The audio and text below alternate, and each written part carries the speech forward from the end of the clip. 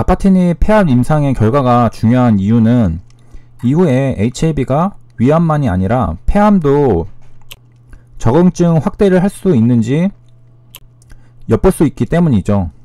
그리고 더불어 리보세라닙, 즉 아파티닙의 약효도 얼마나 대단한지 확인할 수 있는 기회가 되기 때문입니다. 그래서 앞선 영상에서는 우리가 이제 이 폐암, 그리고 그 중에서도 선암 환자들에 대해서 임상을 했다는 것을 확인했습니다. 이 폐암의 종류에 대해서 알아보는데 시간이 좀 걸렸죠. 그 뒤에는 이제 이 환자들인데 좀 특수한 환자들입니다. 이런 저항성을 가지고 있는 환자들에 한해서 임상을 진행한 건데요. EGFR TKI, 이게 뭔지 알아보도록 하겠습니다. 그리고 이 영상을 보시기 전에 바로 전에 올려드렸던 영상을 보시기를 추천드립니다. 왜냐하면 뭐 비소세포 폐암 이런 것들은 앞에서 했기 때문에 더 다루지 않기 때문이죠. 자, 그러면 간단하게 설명을 드리면 이 EGFR이라는 것은 수용체입니다. 성장인자 수용체인데요. TKI는 이거를 차단하는 표적 치료제입니다. 그러니까 간단하게 말해서 이전에 이제 EGFR TKI를 사용하려고 했는데 이 표적 항암제에 대해서 저항성, 그러니까 먹히지 않는 거죠. 내성이 있다든지 뭐 그런 거겠죠. 그래서 이게 먹히지 않는 환자들에게 아파티닙 메실레이터를 이제 해보는 거죠. 조금 더 구체적으로 이제 살펴보겠습니다. 그래서 EGFR이라는 게 성장인자 수용체인데 여기에 TKI 중에 인히비터라는 것은 억제제라는 뜻입니다. 우리가 차단하고 억제하고 해서 암을 치료하는 거죠. 그 리보세라닙도 아파티닙도 다 이런 뭐 혈관 생성 이런 것들을 다 차단시키는 거죠. 그건 억제시키는 겁니다. EGFR이 억제가 되는 건데, 자 보면은 비소세포암의 70% 이상에서 이 EGFR이라는 게 과발현된다고 합니다. 그러니까 이거를 차단을 하는 거죠. 억제하고 그렇게 해서 치료를 하는 게 EGFR TKI입니다. 자, 그래서 여기서 EGFR이 뭐 리간드라는 거나 이제 결합을 하면은 결과적으로 이렇게 돼가지고 세포 증식, 세포 생존, 혈관 신생 및 전이 등의 암 유전자의 핵심적인 신호 전달 체계를 활성화시키게 됩니다. 이거를 이제 차단을 해야 되겠죠. 이 암 유전자의 핵심적인 신호 전달 체계를 활성화시키는 것을 억제하는 게 바로 EGFR TKI입니다. 자, 그리고 이제 다시 네이처 리서치로 들어오면은 이게 먹히지 않는 이거 저항성을 가지고 있는 환자들한테 만약에 아파티닙 메실레이터가 효과가 있었다라고 하면은 좋은 거죠. 훨씬 좋은 거죠. 그냥 환자들한테 쓴 것보다 이게 통하지 않는 환자들한테도 이게 먹혔다는 의미니까요. 이 EGFR TKI는 썩 좋은 약은 될 수가 없었던 게 이게 임상에 도입된 지 얼마 되지 않은 시점에서 극적인 반응을 보였다는 것은 이제 효과가 좋았던 환자들, 이 환자들도 포함해서 결국에는 재발을 했다고 합니다. 그러니까 이 자료를 통해서 보면은 대부분 폐암 환자들이 EGFR TKI의 내성을 가지고 있다라고 볼 수 있겠죠. 반응이 좋았던 사람한테도 재발이 했으니까요. 그러니까 결국에는 치료가 안 됐다라고 볼 수가 있겠습니다. 자, 더 자세하게 다루고 싶지만은 우리는 이제 결과를 보러 가야 하기 때문에 이쯤에서 마치고 정리를 한번 하도록 하겠습니다. 아파티닙 메실레이트에 대한 이제 임상이고 진행성 폐암, 그 중에서도 선암 환자들에게 한 거고, 이 환자들은 EGFR TKI가 먹히지 않았던 이 표적항암제의 치료가 내성이 있었던 환자들에 한해서 임상을 했다는 거고, 트라이얼은 임상이고 랜덤하게 했다는, 멀티센터는 아마도 여러 병원에서 했다는 의미겠죠.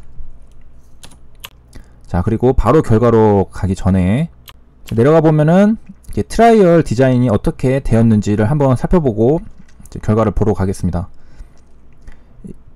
18개 이게 뭐 안후이 이제 지방이라는 게 있나 봅니다. 그러니까 아까 멀티센터라고 했으니까 18개가 이제 멀티죠. 그래서 여기서 진행을 했는데 이제 랜더마이즈드 페이션트를 했다고 합니다.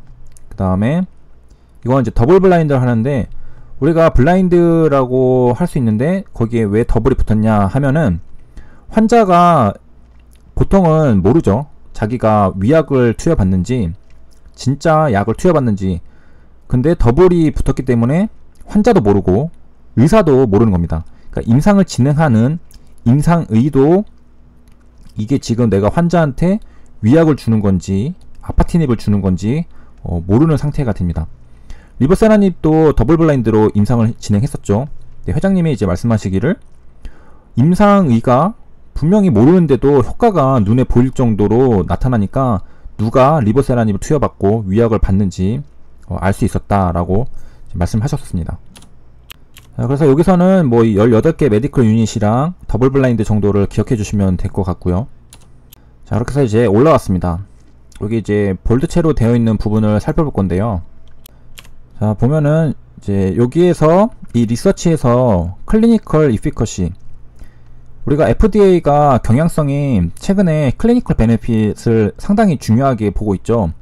그 약의 효능, 환자가 뭐 OS라던가 PFS 이런 부분에서 유의미하게 인상적으로도 유의미한지 통계적으로 유의미한지 이제 보는 부분, 이게 클리니컬 이피커시랑 클리니컬 베네핏이랑 같은 거라고 보면 되겠고요.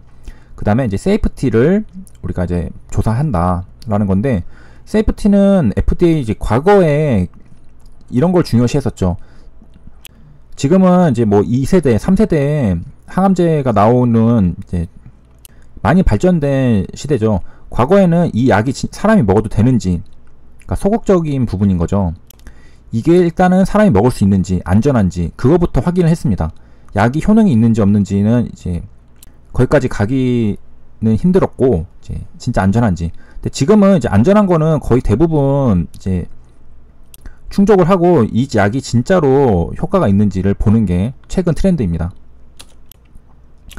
자, 그리고 이제 줄임말로 나올 텐데, 이 AM은 아파티닌 메실레이터입니다. 그래서 이 약이 효과가 있는지 안전한지를 여기서 볼 수 있다라는 말이고, 자, 아까 봤던 더블 블라인드, 환자도 모르고 임상의도 모르고 그 다음에 랜덤하게 트라이얼 했다고 하고요. 환자는 68명입니다.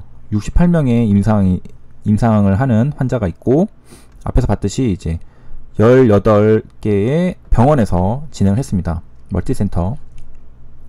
그 다음에 이제 중국에 있는 이제 지방인데 여기서 진행했습니다. 중국에서 하니까 이제 항서제약이겠죠.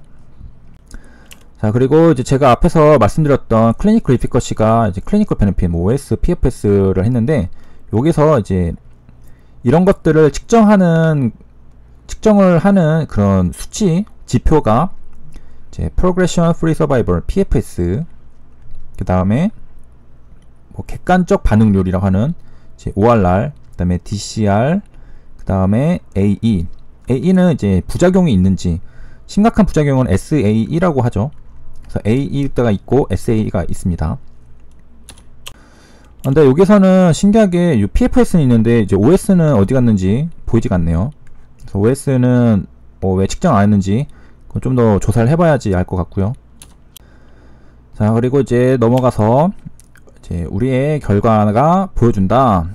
이제 컨트롤 그룹은 통제군이죠. 통제 집단.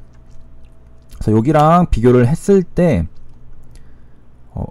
AM이 Improved Efficacy가 있었다라고 합니다. Improve는 개선이 됐다는 거죠. 이 효과. 그래서 PFS P는 0.033, 0.05보다 작을 때 통계적 유의미성이 있는 거고, 이제 ORR 같은 경우에는 이제 P-밸류겠죠.